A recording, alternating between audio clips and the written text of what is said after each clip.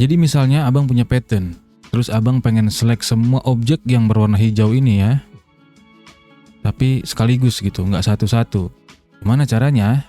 Jadi abang select dulu salah satu objeknya ya, yang berwarna hijau, terus ke layer, pilih select, terus same, pilih yang berdasarkan fill color, klik ya. Nah, semua yang berwarna hijau terselect ya. Kalau udah gini, abang tinggal ganti warna aja begitu. Jadi semuanya ikut terupdate gitu ya, keganti warnanya gitu ya. Jadi nggak harus satu-satu gitu. Kalau contoh kasusnya banyak, misalnya objeknya yang warna hijau begitu ya.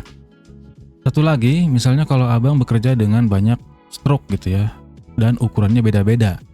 Contoh di sini, yang ini ukurannya 4 pixel, ini 10 pixel, dan yang ini ukurannya 20 pixel.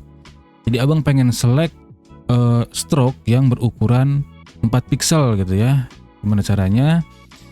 Select dulu satu objek, terus abang ke layer, select, same, pilih yang stroke weight ya. Pilih yang equal karena abang pengen select semua stroke yang berukuran 4 pixel gitu ya contohnya. Kita pilih yang equal. Nah, jadi semua stroke yang ukurannya 4 pixel ikut terselect. Kalau udah gini abang bisa ganti warna atau sebentar, soalnya abang pengen ganti warna atau tambah ketebalannya gitu ya. Gitu kira-kira ya.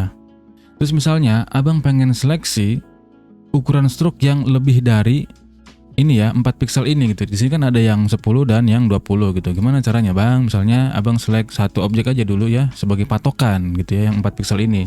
Terus abang ke layer, select, terus ke same, pilih yang stroke weight, pilihnya yang greater karena yang lebih besar dari 4 pixel gitu ya. Klik.